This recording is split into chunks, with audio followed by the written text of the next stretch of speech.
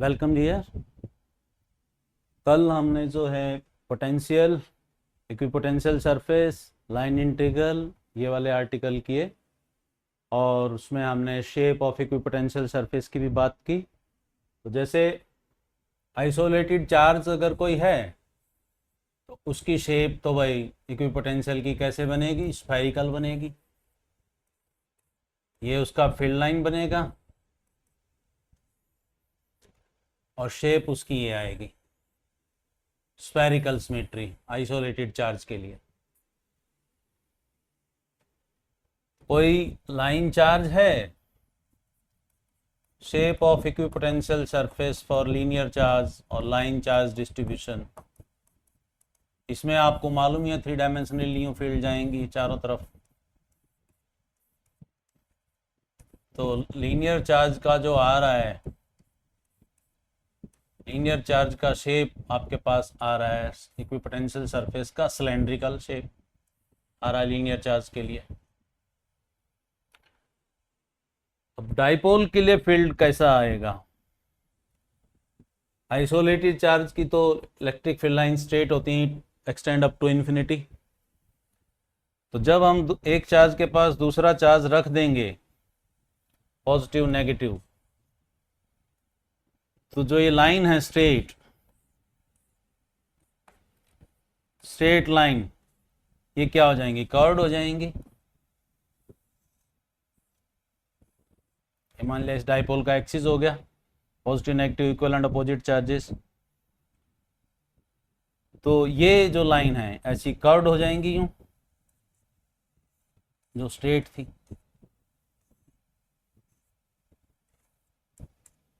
यूं कर्व्ड हो जाएंगी। आपसे कोई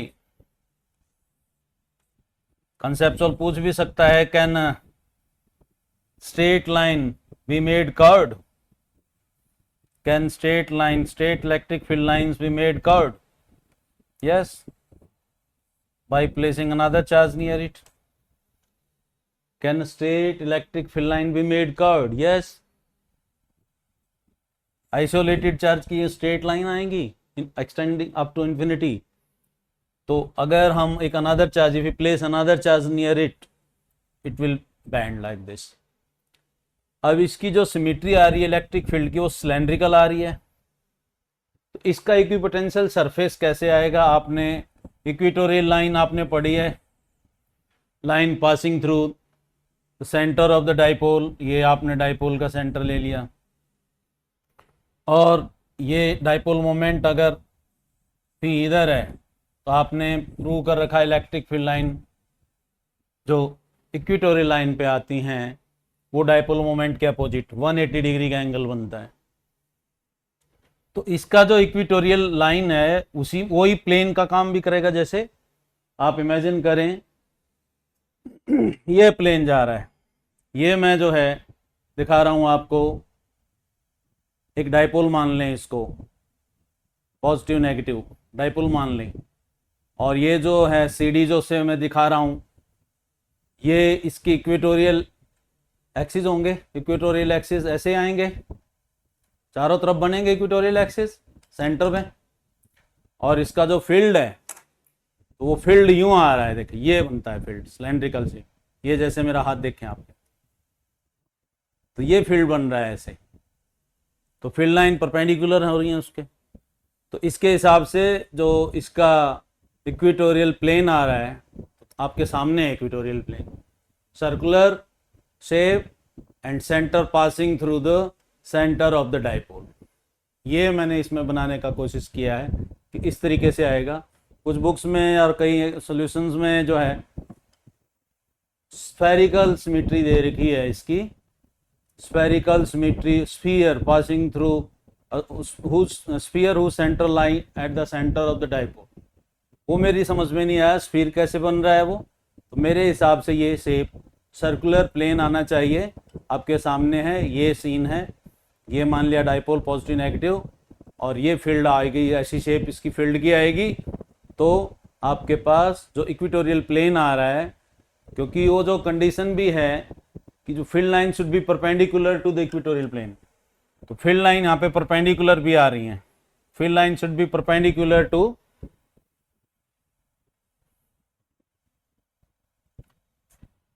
इक्वेटोरियल प्लेन। इक्वेटोरियल प्लेन के परपेंडिकुलर भी होना चाहिए, वो इक्वेटोरियल बोल रहा हूँ, इक्विपोटेंशियल सरफेस के परपेंडिकुलर भी होना चाहिए। तो मेरे हिसाब से तो ये शेप इसकी आएगी, circular plane passing through this centre. ये आपके सामने देखो ऐसे शेप बन रही है, ये फील्ड की शेप आ रही है। अगर हम इसको डाइपोल माने, ये पेन एक्सिस हो गया, तो ये शेप आ रही है।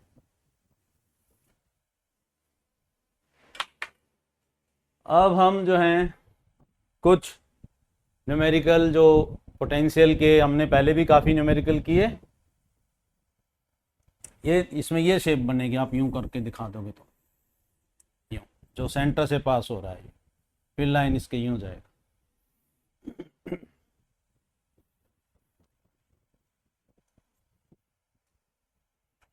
कुछ न्यूमेरिकल जैसे किस टाइप के आएंगे अब पोटेंशियल पे, n identical small drops,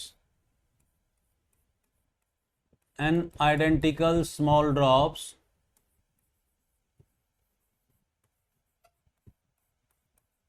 coalesce to form a big drop. N identical small drops coalesce to form a big drop.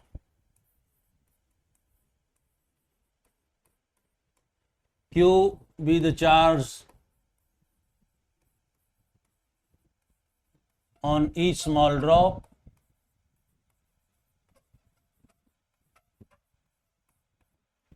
and V be potential of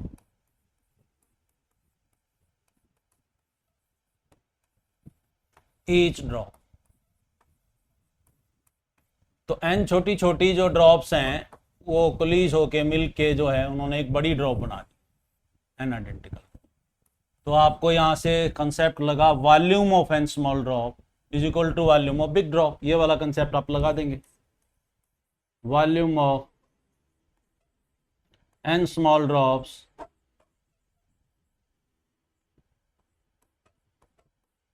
is equal to volume of big drop.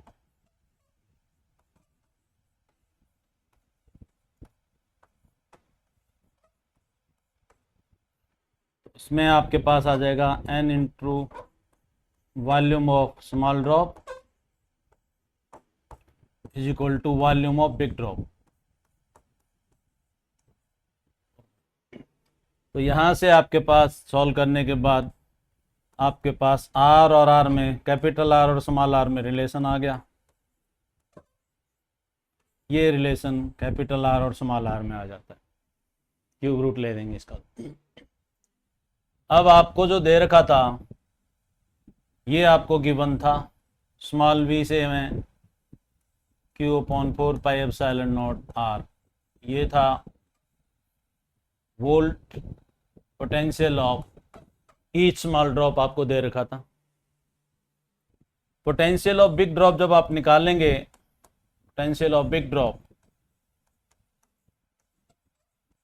ये आपके पास potential of small drop, potential of each small drop ये था आपके पास, potential of each small drop ये था। Potential of big drop जब आप लिखेंगे उसको हम कैपिटल V से लिख लेते हैं, इसको थोड़ा स्मॉल v से दिखा देते हैं। अब देखिए Q चार्ज जो है वो ईच स्मॉल ड्रॉप पे था, small q is the charge on each small drop. तो जब n मिलेंगे, चार्ज तो स्केलर क्वांटिटी है, तो NQ of the charge on big drop हो जाएगा, n टाइम्स q मिलेगा, NQ is the charge on big drop, और 4/3 4πε0 r इसका रेडियस है बिग ड्रॉप का। अब आपको रिलेशन इसके बीच में निकालना है, तो कैपिटल R को स्मॉल r की टर्म में ही लिखें आप, V capital V is equal to NQ upon 4πε0 n raise to power 1/3 r। तो जब आप n को ऊपर ले जाते हैं तो ये आपके पास n2/3 Q upon 4πε0 small r आपके पास आ जाता है। और ये आपका पोटेंशियल ऑफ स्मॉल ड्रॉप है, तो कैपिटल ड्रॉप का पोटेंशियल और स्मॉल ड्रॉप के पोटेंशियल में ये रिलेशन आ जाता है। बोर्ड में क्वेश्चन आया हुआ है 27 small drops each charge to 10 volt पुलिस to form a big drop, find potential of big drop. जिसको फार्मूला याद है वो डायरेक्ट भी यूज कर सकता है। 27 small drops, 27 identical small drops, each charged to 10 volt, poised to form a big drop, find potential of big drop। तो आप इस तरीके से आप पोटेंशियल निकाल सकते हैं। और इसमें मोस्ट इंपॉर्टेंट टाइप आती है two spheres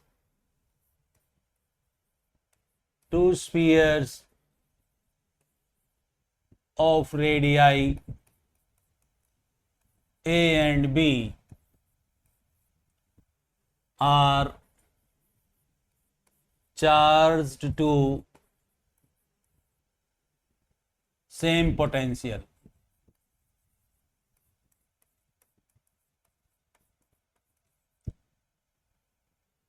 Two spheres of radii A and B such that A greater than B are charged to same potential, find ratio of electric field intensity due to 2। और इसी में ही दूसरा part भी ये पूछ सकता है, find ratio of surface charge density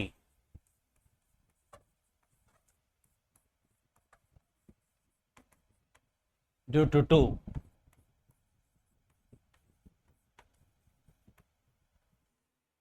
तो गिवन क्या है, two spheres of radii A and B, दो स्फीयर हैं, एक का रेडियस ए है और एक का बी है। ए ग्रेटर देन बी दे रखा है आपको। भाई गिवन क्या है, मान लिया इसका पोटेंशियल वी ए है और इसका पोटेंशियल वी बी ले लेते हैं। Charge to same potential given है, potential of A is equal to potential of B given है। तो जब पोटेंशियल गिवन है तो we can find in terms of potential दे रखा है, तो आप Q A upon 4 pi epsilon naught a is the radius of the sphere, Q B upon 4 pi epsilon naught. ये पोटेंशियल का फार्मूला आप कितनी प्रैक्टिस कर चुके हैं हम। मैंने क्यू ए क्यू बी लिया है, बच्चे जल्दबाजी में क्यू सेम लेते हैं। अगर स्फीयर अलग अलग हैं, अलग अलग रेडियाई के हैं, तो सेम चार्ज नहीं होगा सेम पोटेंशियल के लिए। वो कंफ्यूजन में सेम चार्ज भी ले लेते हैं, तो ये गलत हो जाएगा। चार्ज अलग अलग होगा, they are of different radii. Two identical sphere same potential जब होगा जब चार्ज भी सेम होगा। अगर स्फीयर अनइक्वल साइजेस के हैं तो चार्ज सेम नहीं होगा। तो इसलिए यहाँ पे क्यू ए क्यू बी मैंने लिया है। अब हर एक को पता है आपको इलेक्ट्रिक फील्ड इंटेंसिटी निकालना है, हर एक को पता है E equal to V by D होता है। तो अगर हम उसी चीज़ से मल्टीप्लाई कर दें, उसी से डिवाइड कर दें, ये V दे रखा है तो E निकालना है, तो हम D से, तो यहाँ पे D इनका रेडियस है भाई, तो अपनी मर्जी से तो डिवाइड कर नहीं सकते हो, तो चेंज हो जाएगा। तो उसी चीज़ से मल्टीप्लाई कर दें, उसी चीज़ से डिवाइड कर दें। तो वो वाला कंसेप्ट यूज करके Q A upon 4 pi epsilon naught, a से ही नीचे गुना कर दिया तो ए स्क्वायर आ गया, और ए से ही ऊपर उसी चीज़ से गुणा कर दें, उसी चीज़ से भाग कर दें, उसी चीज़ से डिवाइड कर दें, उसी चीज़ से मल्टीप्लाई कर दें। तो Q B upon 4 pi epsilon naught B square, ये हमने कौन सा फार्मूला लगाया, E is equal to V by D से। तो ये आपके पास Q A upon 4 pi epsilon naught E A आ गया, E A into A is equal to E B into B आपके पास आ गया। और ई ए अपॉन ई बी अगर आप कंपेयर करते हैं तो this is equal to B by A आ जाएगा, बी बाई ए। और यहां पे आपको एक कंसेप्ट क्लियर हो गया, as B is less than A, therefore E A is less than E B. Potential बेशक सेम हो दो स्फीयर का, तो फील्ड स्ट्रॉन्ग किसके पास होगी, sphere of smaller radii, more curvature, जिसका कर्वेचर ज्यादा होगा वहां पे फील्ड स्ट्रॉन्ग होगी। छोटे वाले स्फीयर के पास फील्ड स्ट्रॉन्ग होगी, पोटेंशियल बेशक सेम है। तो आप ये कंपेयर कर सकते हैं। जब आपने फील्ड कर लिया तो हर एक को पता ही है, फील्ड कर लिया तो उस फील्ड को हम कैसे लिख सकते हैं, sigma A upon epsilon naught, sigma B upon epsilon naught. इस तरीके से आप दिखा सकते हैं इसको।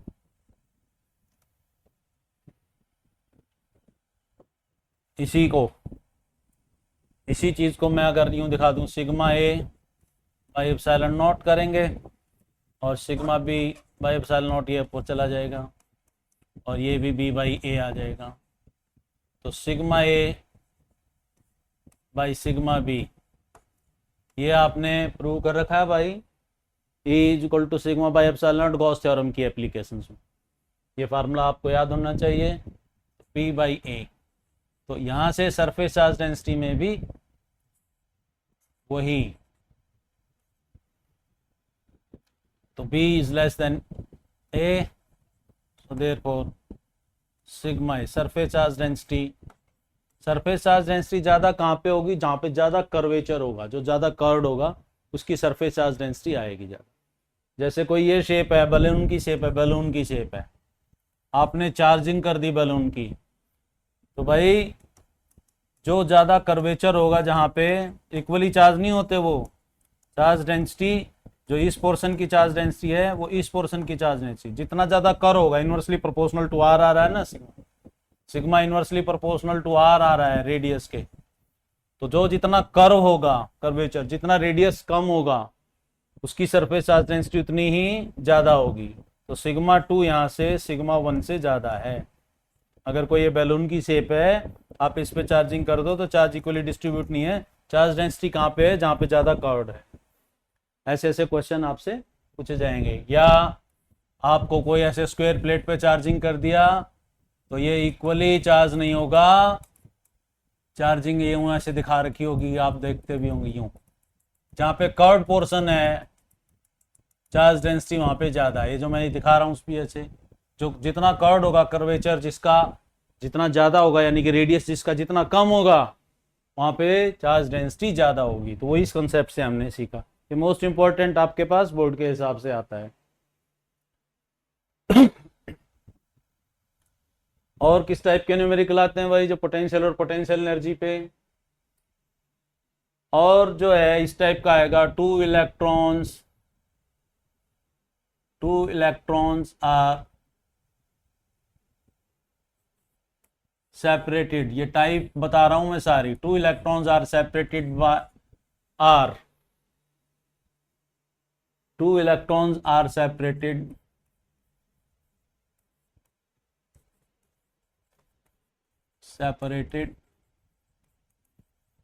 at a distance of r on releasing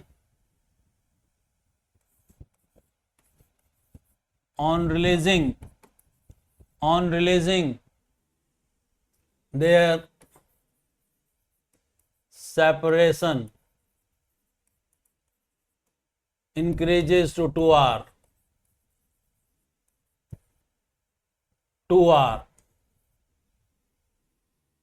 find velocity of each electron at this instant। जहां पे उनका सेपरेशन 2r हो गया, उसमें आपको वेलोसिटी ऑफ ईच इलेक्ट्रॉन निकालना है। तो कल ही हमने पोटेंशियल एनर्जी किया है, initial potential energy U1 1/4 Q1 Q2 यहाँ पे इलेक्ट्रॉन है तो ई स्क्वेयर आ जाएगा, E²/R। ये फर्स्ट हो गया। बाद में क्या बोल रहा है कि जब वो सेपरेशन 2R हो गया तो उस टाइम पे उनका जो है वेलोसिटी क्या है। सेपरेशन जब 2R हो गया तो उस टाइम पे वेलोसिटी क्या है, वेलोसिटी ऑफ ईच इलेक्ट्रॉन। इस मोमेंट पे वेलोसिटी निकालनी इलेक्ट्रॉन की, और स्पीड ऑफ इलेक्ट्रॉन बोल रहे हैं तो ठीक है क्योंकि दोनों अपोजिट डायरेक्शन में जा रहे हैं। तो फाइनल पोटेंशियल एनर्जी क्या होगी 1/4πε0 E²/2R, ये फाइनल हो जाएगी। तो जब हम फाइनल माइनस इनिशियल करेंगे तो U2 माइनस UN जो करेंगे वो लॉस इन पोटेंशियल एनर्जी आएगा। ऐसा मैंने क्यों लिखा भाई, जो फाइनल माइनस इनिशियल करेंगे तो लॉस इन पोटेंशियल एनर्जी क्यों आएगा, work done by the field है, इलेक्ट्रॉन अपने आप से जा रहे हैं, फील्ड पुश कर रहा है उसको। तो वर्क डन बाय रिपल्सिव और attractive force is loss in potential energy, work done against attractive और repulsive force is gain in potential energy. तो लॉस इन पोटेंशियल एनर्जी आपने 11th में पढ़ रखा है मैकेनिकल में, loss in potential energy is equal to gain in kinetic energy होगा। तो loss in potential energy gain in kinetic energy, gain in kinetic energy यहाँ पे दोनों की तो गेन हो रही है ना, तो आप यहाँ पे फार्मूला लगा लोगे U2 minus U1 twice of half mv² आप कर लेंगे।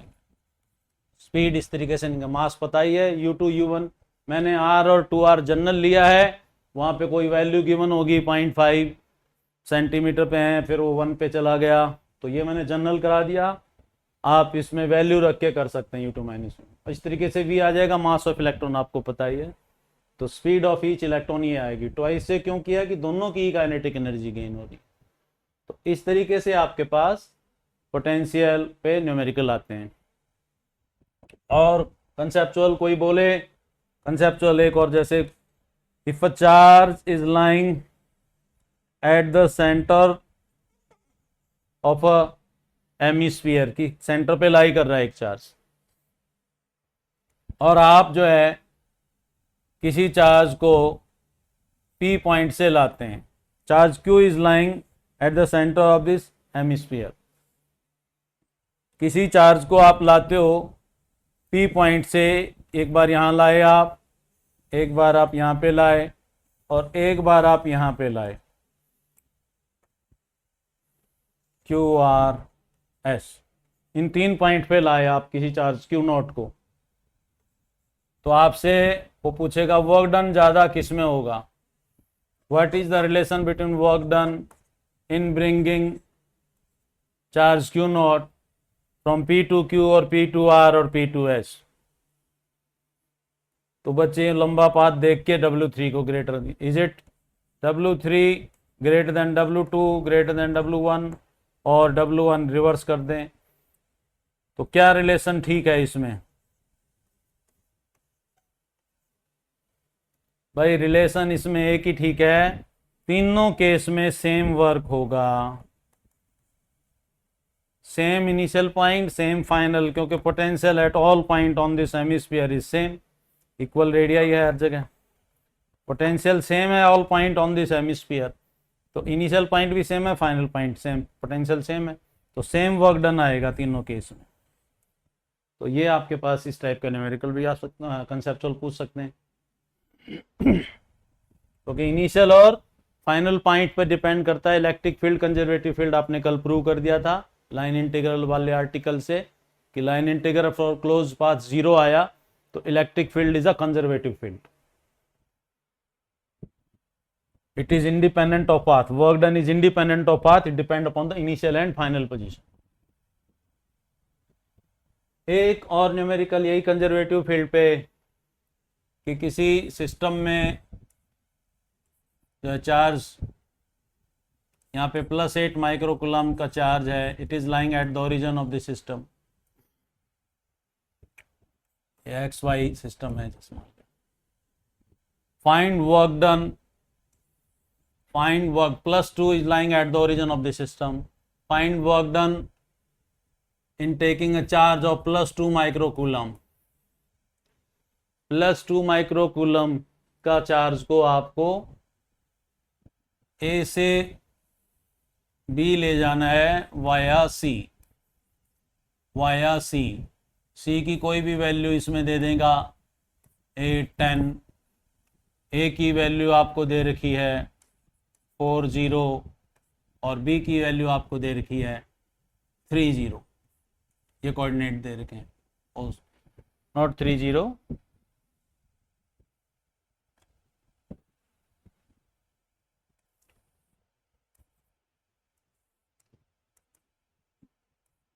0, 3,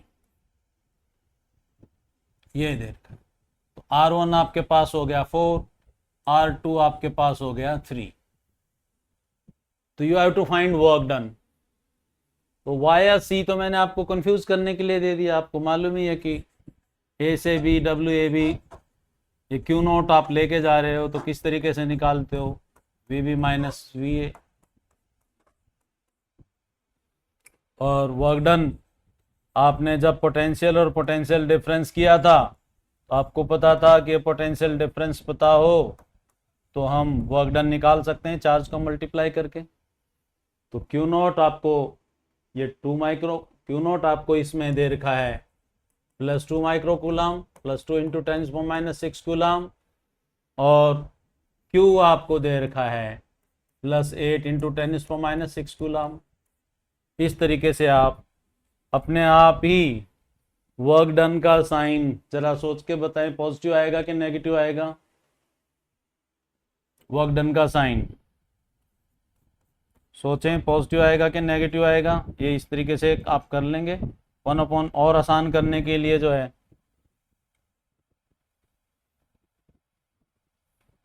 Q0 Q/4πε0 RB minus Q/4πε0 RA कर लेंगे आप यहाँ या RB, इसको RA कर लें या RB कर लेते हैं।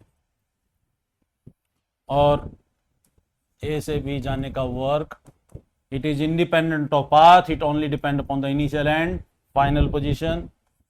Q0 Q बेशक आप कॉमन ले लें 4πε0, वैल्यू आप अपने आप निकालेंगे। तो 1/RB माइनस 1/RA।